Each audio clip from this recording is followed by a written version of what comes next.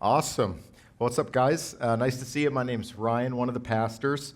And if you didn't get the memo and all that information, this coming Tuesday night, there's an informational dinner about this literacy program for kids in our community. If that's of interest, you can, the ever-present QR code. You can do it right there on the website, whatever. This last week, I got to do something that I've long yearned to do, but I've never got to do. And I want to show you evidence of it. Go ahead and click the...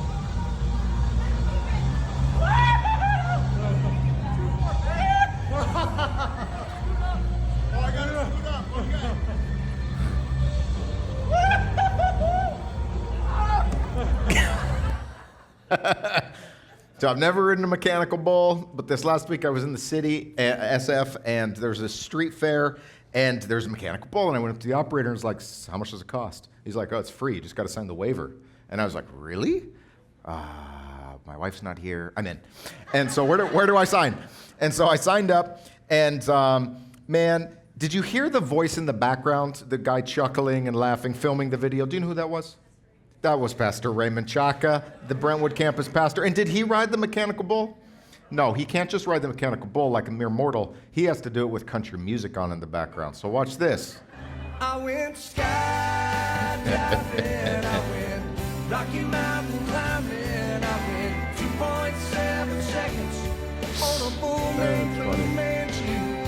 And I loved deeper, and I spoke sweeter, and I gave forgiveness I've been denying. And afterwards, we confirmed the bull's name is Fu Manchu. And I think Ray went more than 2.7 seconds. And I know what some of you are thinking. You're watching this, and you're thinking in your heart, the bull wasn't going that hard when those guys fell off. Those guys are pretty weak. Now, let me just address that. First of all, that's hurtful and rude that you would think that. But yeah, thank you very much. Well, let's connect afterwards. But you know what? It was actually like the sensation of wakeboarding or like being on an inner tube behind a boat. You're sitting in the boat. You're going like 18, 19 miles an hour. Looks pretty slow back there. But when you're on that wakeboard, it's like going Mach 3. The G-forces on that bull were intense, I want to let you know. And I woke up the next day sore in muscles I didn't know I had and with a bruised ego. So there it is. Why were we in San Francisco? We were actually at a one-day conference being put on by a group named Barna and several other groups whose purpose was to look at a bunch of data assessing the health of the American church right now. And it was like an avalanche of numbers and trends and forecasts, some encouraging, some discouraging. And I want to give you a couple highlights. One of the themes was about what's happening with men in our culture. It's quite interesting, especially young men. For a very long time in America, women as a group have tended to be more prone to go to church, to read their Bible, to be interested in religion. But in the last few years, that gender gap is closing and flipping, and especially among younger men. It's quite interesting. Have a look at this graph.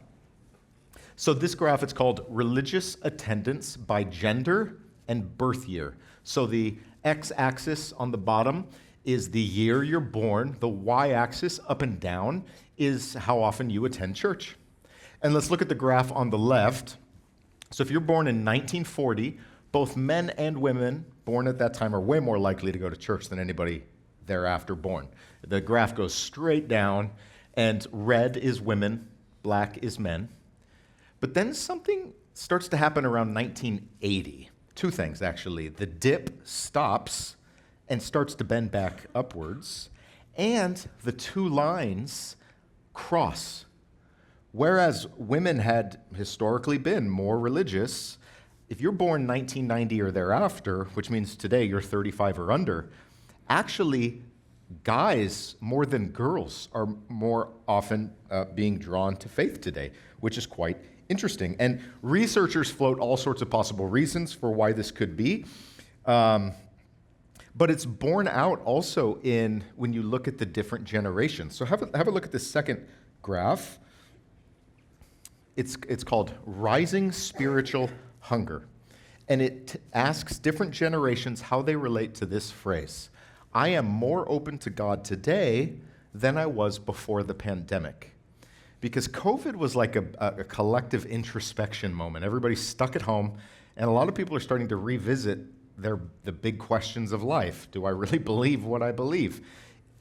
When you ask boomers, did COVID change your openness to God? Only 34%, 1 out of 3, said yes. When you ask Gen Xers, 9% higher to 43%, actually said, yeah, COVID was an inflection point for me. You go to millennials, up 11% to 54%. Then you go to the youngest, Gen Z, up another 5% to 59%. So the narrative out there that our country has just, has forgotten God and everything, well, it doesn't really square with the data. If it's true that the future belongs to the young, it's also true that the young increasingly belong to God. That's why, as a church, we put a ton of effort into our kids' ministry, our student ministry, because that's where the future is. It's an exciting time to be a follower of Jesus. And sometimes a look at the data can help us identify where are the risks, where are the opportunities. And this is a good segue into how we're going to begin our time of Bible study today. We're going to start doing something a little different. We're going to get to the study in a minute. We're going to talk about the spiritual fruit of love. But if you've been at the Bay Church for any length of time, you know our mission is loving God and loving people. And we don't want to just kind of have vague, squishy Instagram love for all the things. We actually want to measure it and see how we're doing in pragmatic things like our spiritual formation. Is the love of God actually working its way into all the nooks and crannies of our emotional world, our relationships, our sense of purpose, our prayer life? Are we engaging our community with the love of Jesus in a way that makes a difference or not? How about church itself? When we get together on weekends or weeknights for student ministry, what's working? What could be better? How could we better serve each other, serve alongside each other? We want to know, bottom line, are we living out what we say we believe? We want some crystal clarity on that. So to that end, today we're going to take one of our church-wide surveys. We do this every once in a while. They're anonymous, so you can feel free to be very honest. We have no idea who you are. And we also, the reason we do this is we want to hear from every voice, to hear how things are going. This is not, to be clear, this is not a customer satisfaction survey because you're not customers. This isn't a business. What we're trying to do is to take a pulse on the vital systems to assess prayerfully next steps. Where are we and next steps? So here's how this is going to work. The survey is digital. We're going to take them mostly on our phones. So yay for phones in church. In just a moment, not yet, we're going to throw up a QR code. The code will take you to the survey, or in your sermon notes on the Bay app at the very top, there's a link there today. And the survey has 2 parts. We're going to do the first part here in church today. We're going to take 10 minutes. We'll put a timer. Take 10 minutes. If you finish the first part, by all means, continue. But the second part you can do afterwards, out in the lobby, in your car, at home, whatever. If you don't have a smartphone or you don't like that kind of stuff, not to worry. Raise your hand. We'll bring you a hard copy and pen, and it'll be the same for you. You'll do the first part here and then in the lobby afterwards. And if people watch this on YouTube today, the link to the survey will be in the show description. Tomorrow we're going to send an email blast to the whole church so that everybody not here, we want to get the most comprehensive, clear picture of how things are going. So that's all. Would you go ahead and put up the QR code? We're going to start a timer.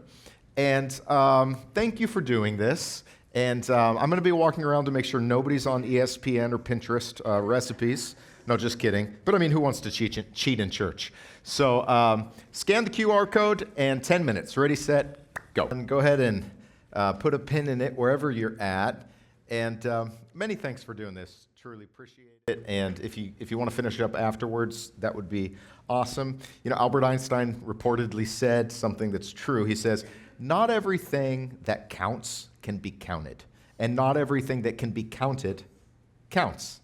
So we're aware of the limitations of data, but we, on occasion, want to do some counting because we love the church, and we want to serve you well, and we want to serve alongside you well. So thank you for taking the time to do that. At the end of the service, I'll remind you about next steps. So let's turn now, for the balance of our time, to the Word of God and be encouraged in that. Last week, we had a friend here from South Africa, Pastor Anthony Liebenberg, and he kicked off for the Brentwood campus our new teaching series. It's called Flourish, from self-made to spirit-led. And the basic idea is that left to our own devices, the lives we make for ourselves, the world we construct, is often self-defeating. It's exploitative. It's twisted in all sorts of private and public ways. But there's a better way. God actually wants us to flourish from the inside out, through and through. And how does it work? When God's Spirit, His very breath, His warm wind is over the surface of our life, all sorts of good things start to come up. Things like love, joy, peace, patience, kindness, goodness, faithfulness, gentleness, self-control. In Galatians 5, the Bible calls that list the fruit of the Spirit. They are flourishing. It's a flourishing life. That word, it's related to the Spanish word flor, which means a flower. It's a plant metaphor. It refers to a flower or a tree with vibrant, healthy growth.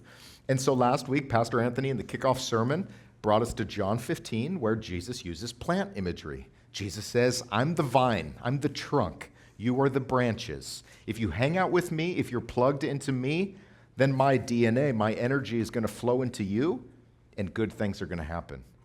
But if you're lopped off, if you're alienated from me, you're going to wither. And so this is an assumption then that is basic to this whole series. It's really important we know this, that flourishing in Jesus isn't about trying harder. It's actually about just staying closer. It's not about gritting your teeth and white-knuckling it, and I will become a better Christian. Actually, there's a certain ease to it, a certain orienting yourself to the right wisdom, the right strength, the actual presence of Jesus himself. It's not hard, but it's also not simple. You gotta bring yourself to Jesus. And this plant imagery is instructive. Maybe you know that plants are able to be fused together, like trees can be grafted to each other in an amazing way, maybe if you've ever worked in an orchard or in a garden. And here's the thing. If you take a seed of a fruit tree and you plant it in the soil, you know how long it's going to take until you're actually getting fruit regularly from that tree? Like 5 to 10 years. It's quite a long process. But if you take a baby tree, a sapling, and you graft it in to the rootstock of an established tree with its deep, strong, disease-free root system, you're going to get fruit right away. It's going to expedite things. It's going to prevent disease. And knowing Jesus has the same dynamic. When we tap into the depth of his powerful, holy love, boom, fruit starts to develop in our life quicker and better than we could ever produce on our own. So week by week, we're going to be going through these 9 fruit of the Spirit to see what that actually looks like. Think about this list of 9 fruit like tools. Like if you're going to build a house or a building, you need a variety of tools. You can't just have in your toolbox like a pair of tweezers and a chainsaw. You need a variety of tools for the different phases. And just so, we need a variety of virtues to construct a life that is sturdy, that is beautiful, that allows us to say, yeah, this is what I was made for. Now, as I've said, today we're going to talk about love, which is at the head of the list. But first, I want to clarify one thing. So the Bible talks about the fruit of the Spirit, Galatians 5. It also talks about the gifts of the Spirit in places like 1 Corinthians 12 through 14. The gifts of the Spirit are things like gifts of healing or hospitality or worship or teaching or discernment or variety of gifts. They're distributed according to God's will. Actually, we all don't have the same gifts. We all don't have them in the same measure. There's diversity here. But when it comes to the fruit of the Spirit, that's where there's unity, where we're all on the line for growing all of these 9 fruits. So you don't get to like beg off and say, well, I just don't have the gift of patience, sorry. No, sorry, you do. We're all on the line to develop patience. So what we need to know is this, that the fruit of the Spirit are more important than the gifts of the Spirit. Many churches get into trouble when they elevate people with amazing gifts, but rotten fruit. They've got an amazing call on their life, but they do not have the character commensurate with that call.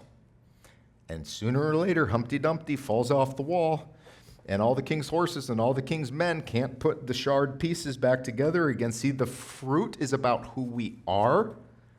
The gifts are about what we do. And who we are will always be more important than what we do. God gives gifts, that's his domain.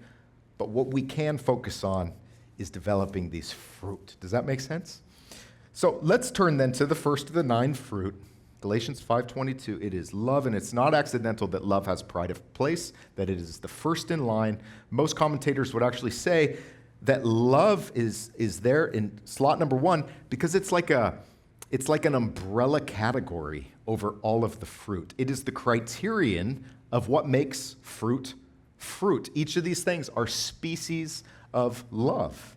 And interestingly, just before that list of 9 types of love, really, Paul gives us another list that is like a list of what the absence of love looks like. Anti-love, the disordering, misalignment, distortion of love. What does that produce? Let me read it to you. This is Galatians 5:19 through 21. Now the works of the flesh, Paul writes, are evident. Sexual immorality, impurity, sensuality, idolatry, sorcery, enmity, strife, jealousy, fits of anger, there's explosive rage, rivalries, dissensions, divisions, envy, drunkenness, orgies, things like these. I warn you, as I warned you before, that those who do such things will not inherit the kingdom of God. So, just like you could go through the whole list of 9 fruit and one by one say, how is this one and this one and this one, how is that an expression of love? Just so you could go through the list I just read, one by one, and ask, how is this one a distortion of love, a counterfeit love, a misalignment of love? That's what's at the bottom line. Like, you ever heard the Black Eyed Peas song, Where is the Love? I think this is a catchy song. I enjoy it. The lyrics are like a running catalog of what happens in the world in the absence of love. And guess what? There's violence and trauma and addictions and greed and division and racism and lies in the media. And it's a mess. Now, that song is like sort of good theology. The list brackets out some things that the Bible also calls sinful, things like idolatry, things like the occult, things like sexual immorality. But the instinct of their song is right on, that without love, it all kind of goes to pot. So then let's ask the big question, what is love?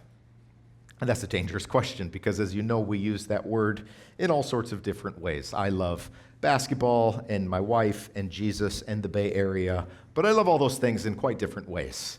And so a classic way to try to untangle the different dimensions, types of love, is called the 4 Greek loves. In the Greek language, there's 4 different words that are often translated as love, and yet they're all quite different things. Let's run through these real quick. So the first one is storge, and it is like affection. It's the kind of love we feel for our pets, or our quirky neighbor, who's not our BFF, but hey, I love that guy, I love that lady.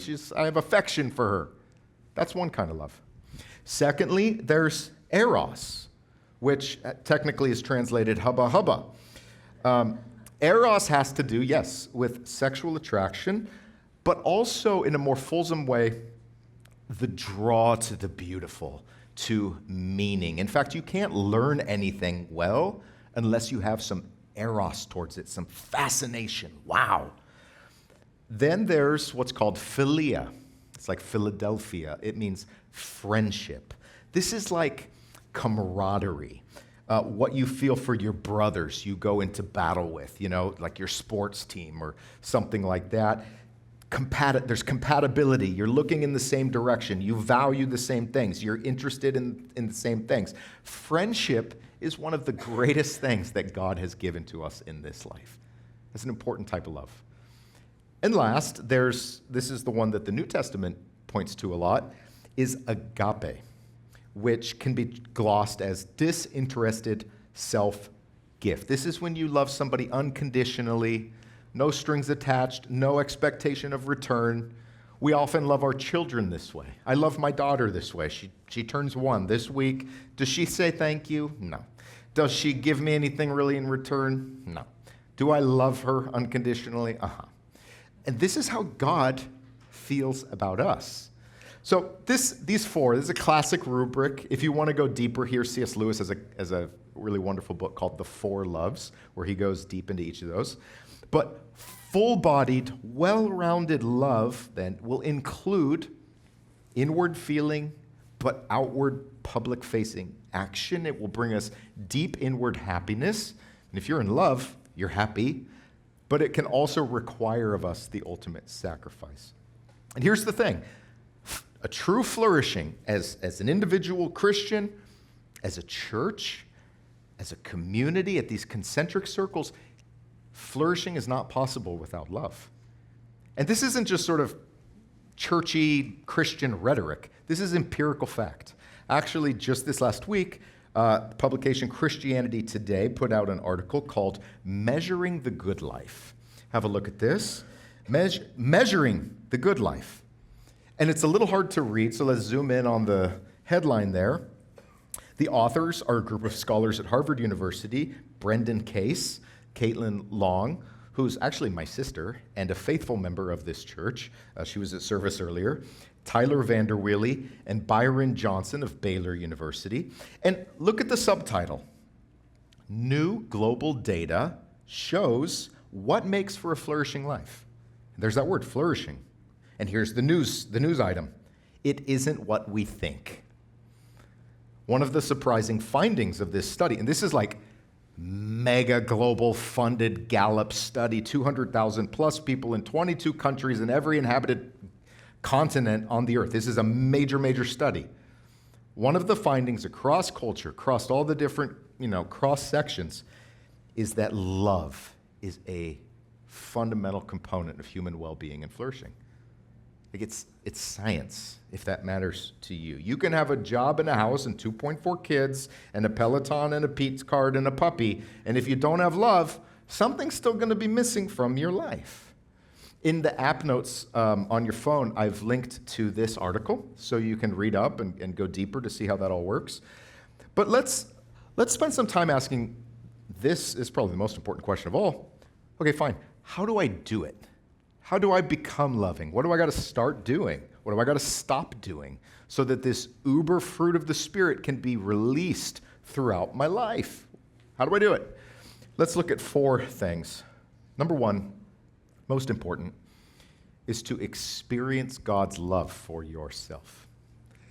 We cannot, over the long haul, genuinely love others until we know in our bones that we are loved, that we are wanted, that we are valuable, that we are accepted. The only place we can find that kind of radical acceptance is God. The most loving people are those who have accepted their acceptance by God.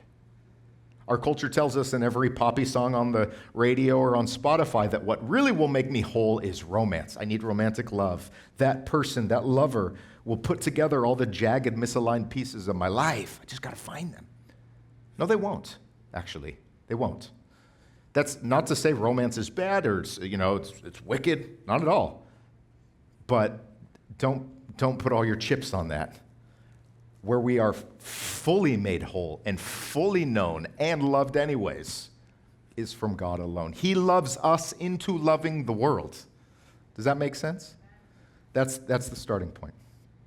And part of that first encounter is a recognition that we don't have what it takes on our own, that we got to do an about face with our life. The Bible calls this repentance. It's where we say, God, I need forgiveness from you.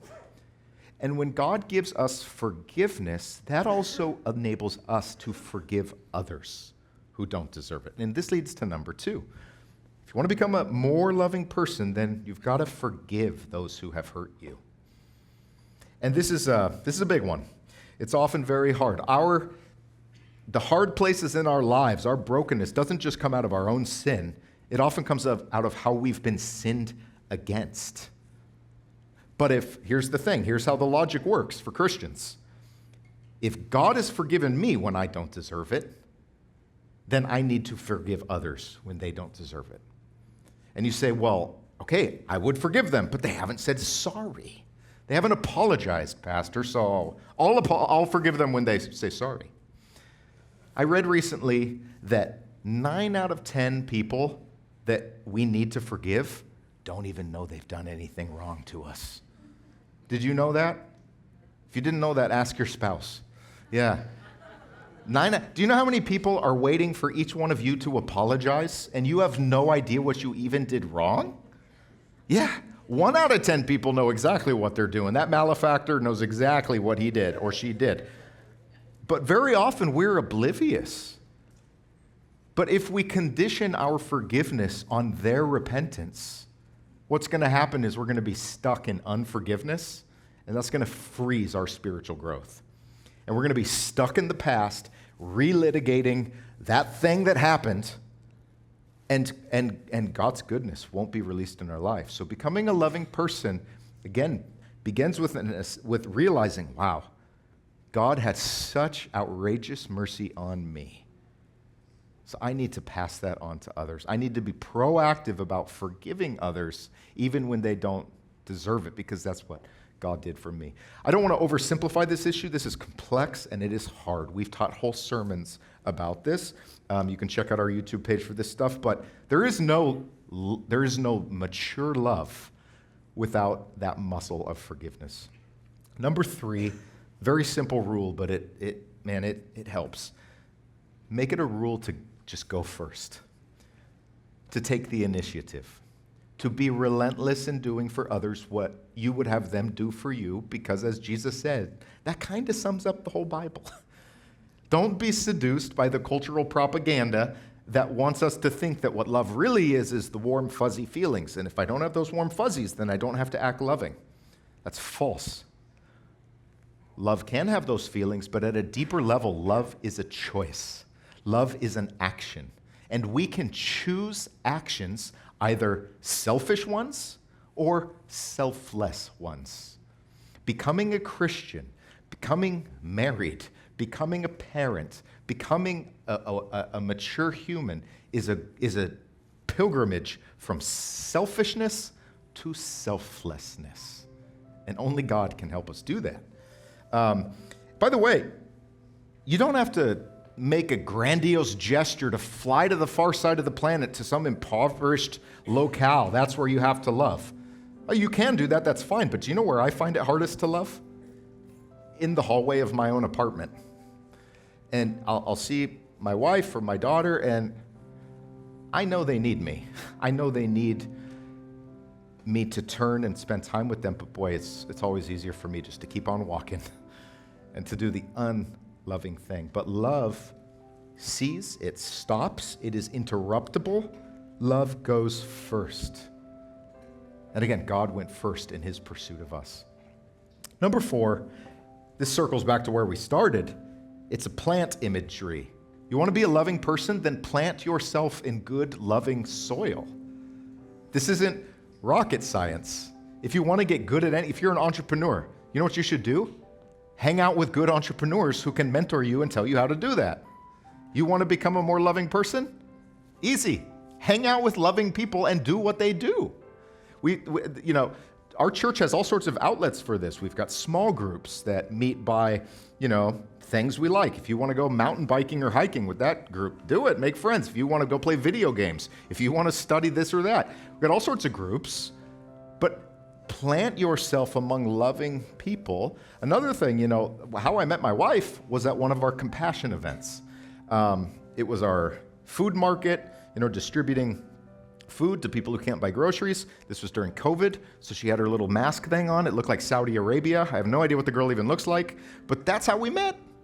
But get in the game with loving people, and that is how loneliness and isolation and a frozen heart begins to thaw into something that is truly loving.